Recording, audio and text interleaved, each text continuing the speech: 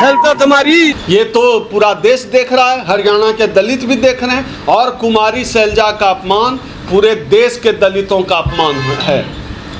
चाहे किसी भी पार्टी में हो, अगर दलित भाई के साथ, दलित बहन के साथ अपमानजनक बात होगी, चाहे कोई राजनीतिक दल हो, हम उनके खिलाफ करें।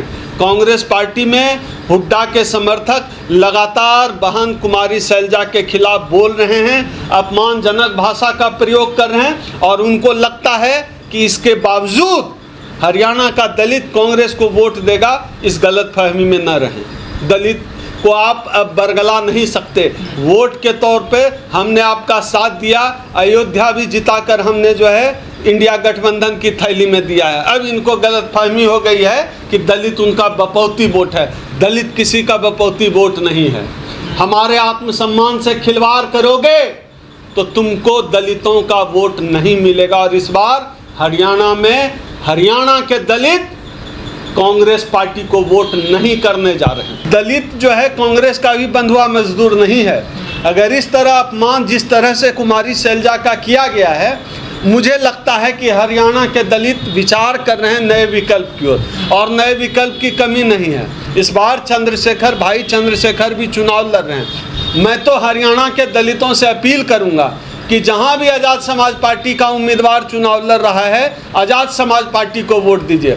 और एक ये जो परसेप्शन बनाया जाता है ना कि ये वोट काटने वाला है, जीतेगा नहीं, इस परसेप्शन से दूर हटिए, अपने लोगों को मजबूत करिए। याद रखिए, चाहे बहन मायावती हो, चाहे भाई चंद्रशेखर हो, ये मजबूत होंगे, चाहे जीत हार कुछ भी है। चंद्रशेखर और मायावती जितने मजबूत होंगे, आप उतने मजबूत होंगे। ये बात दलितों को, खास तौर पे बहुजनों को ये बात ठीक से समझ लेनी चाहिए। कांग्रेस और भाजपा के मजबूत होने से दलित कभी मजबूत नहीं होने जा रहा है। इस देश में मायावती जी मजबूत होंगी, भाई चंद्रशेखर मजबूत होंगे, तभी जो है दलित मजबूत होंगे। अच्छी बात है कि हरियाणा में बहन मायावती जी भी लड़ रही हैं और भाई चंद्रशेखर भी लड़ रहे हैं। मैं अपील करता हूं सब लोग, आज के समय में संसद भवन की सबसे बड़ी आवाज़ भाई चंद्रशेखर। लोग कहते हैं वोट कटवाहट, मैं ऐसा नहीं मानता हूं। अपने आदमी को वोट देना है, अपने आदमी को जिताइए, पूरी ताकत लगाइए। दलितों के लिए ये मामला कभी भी, मेरा अपना व्यक्तिगत मानना रहा है कि कोई भी चुनाव हो, दलितों के लिए कभी भी कोई भी चुनाव सिर्फ चुनाव जीतने, सांसद विधायक बनने का मामला नहीं होता है। दलितों के लिए कोई भी चुनाव अपने आत्मसम्मान का मामला होता है।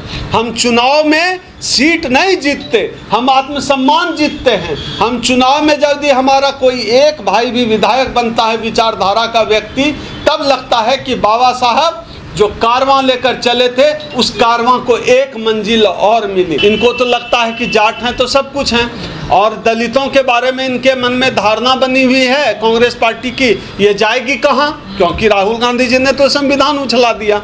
अब इनको लगता है कांग्रेस पार्टी को कि अब ये जाएंगे कहाँ, कहीं तो रास्ता है नहीं, दलित को कांग्रेस के पास ही आना है।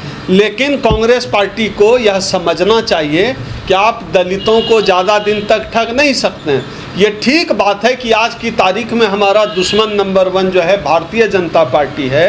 ये ठीक बात है कि दलितों को अगर चुनने का मौका मिला भाजपा और कांग्रेस में, तो कांग्रेस को चुनेगी। हर जगह यही हालत है दलितों के साथ। दलितों का सम्मान कहाँ है? और ख़ास तौर पे ये दो जो राजनीतिक दल हैं, इन राजनीतिक दलों में जो है दलितों की भागीदारी देख लीजिए, समझ लीजिए। भारतीय भाजपा में तो कम से कम भागीदारी भी मिलती है। मैं हमेशा बोलता हूँ, संगठन के स्तर पे या किसी भी स्तर पे भारतीय जनता पार्टी में जो है भागीदारी भी मिलती है। लेकिन ये जो कुमारी शैलजा जी वाला जो मामला है, ये तो बड़ा गंभीर प्रश्न है। हुआ क्या, हरियाणा में कुमारी शैलजा का कद लगातार बहुत बढ़ा है और पूरे प्रदेश से मांग उठने लगी कि जो है कुमारी शैलजा को मुख्यमंत्री का उम्मीदवार बनाया जाए। लेकिन कांग्रेस पार्टी क्या है, यह तो जाटों की गुलाम है। बिल्कुल ये सच बात है। और कांग्रेस पार्टी हमेशा से दलितों को स्पेस कहाँ देती, दलितों को तो बहुत कम स्पेस है। ये तो समझिए कि राहुल गांधी के व्यक्तिगत प्रयास से जो है अभी खड़गे जी अध्यक्ष हैं, नहीं तो कांग्रेस का जितना सवर्णवादी ढांचा है कांग्रेस का जितना मनुवादी ढांचा है उतना तगड़ा मनुवादी ढांचा तो बीजेपी आरएसएस का भी नहीं है। बीजेपी आरएसएस में भी आपको डिसीजन मेकिंग जगह पर थोड़े बहुत दलित दिख जाएंगे, लेकिन कांग्रेस में आप दिया मोमबत्ती जलाकर खोजते रह जाइए, दलित पिछड़ा आपको बोलने वाला नहीं दिखेगा, काम करने वाला नहीं दिखेगा, डिसीजन मेकिंग वाली जगह पर नहीं दिखेगा। ये एक सच्चाई है, ऐसे ही थोड़े सांपनाथ और नागनाथ कहा गया है। ये एक सच्चाई है कि कांग्रेस के मूल ढांचे में, मूल संगठन में कहीं भी दलित नहीं है, डिसीजन मेकिंग के पोजीशन पे कहीं भी दलित नहीं दिखता है। देखिए क्या है, ये एक बात तो राजनीतिक है, लेकिन ये बात सच है कि कांग्रेस की ताकत हरियाणा में जाट है, ये सब लोग जानते हैं।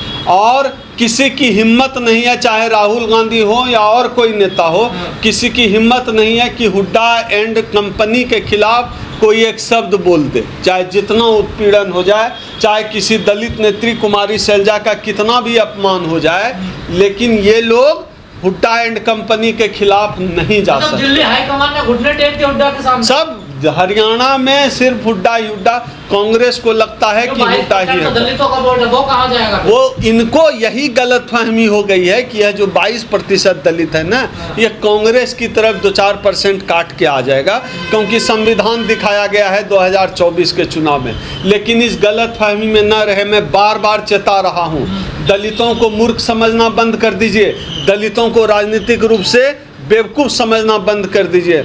दलित इतना समझता है कि आत्मसम्मान से बढ़कर हमारे लिए कुछ नहीं।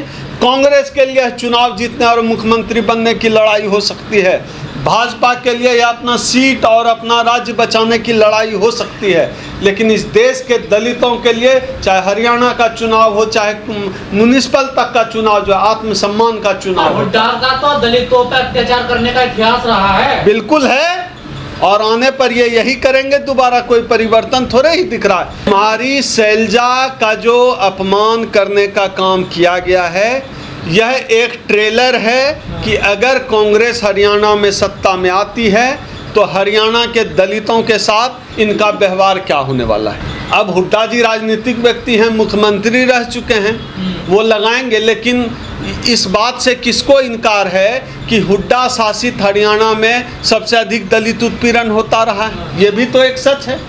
इस सच से किसको इनकार है? सैलजा ने पूरी अपनी जवानी खपा दी, कांग्रेस में बुढ़ापा आ गया है, वो बर्दाश्त क्यों नहीं कर पा रहे कांग्रेस में सैलजा को?